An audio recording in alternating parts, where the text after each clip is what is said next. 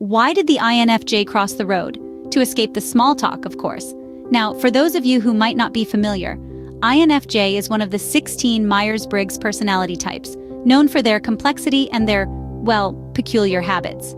Today we're diving into the fascinating world of INFJs and their 9 extremely odd habits. First up, we've got the habit of talking to oneself. Now, I know what you're thinking. Isn't that a sign of madness?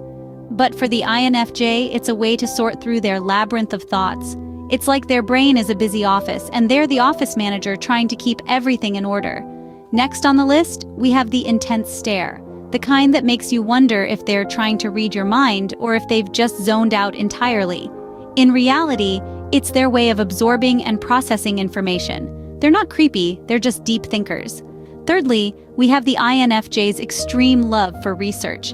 Give an INFJ a topic of interest, and they'll turn into Sherlock Holmes, digging deep into the depths of Google until they've exhausted every possible source.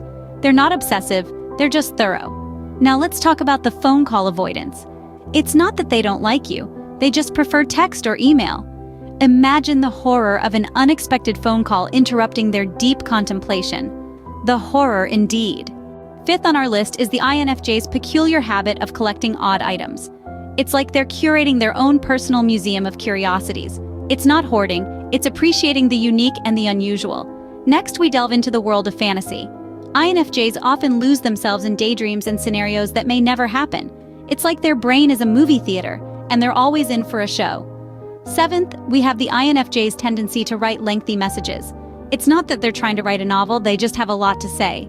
And yes, they do have a hard time understanding the concept of too long, didn't read. 8 up is obsessive trip planning. An INFJ doesn't just plan a trip, they meticulously script every detail like they're directing a blockbuster movie. Spontaneity? Never heard of her. Last but not least, we have the INFJ's infamous disinterest in small talk. They'd rather discuss the mysteries of the universe than the weather. It's not that they're snobs, they just prefer depth over breadth. So there you have it, folks. The 9 odd habits of the INFJ. To recap, they talk to themselves, stare intensely, research obsessively, avoid phone calls, collect odd items, get lost in fantasy, write long messages, plan trips obsessively, and avoid small talk.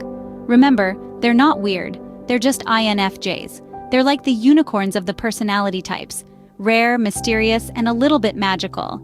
So the next time you come across an INFJ, don't be alarmed by their peculiar habits. Instead, celebrate the uniqueness that makes them who they are.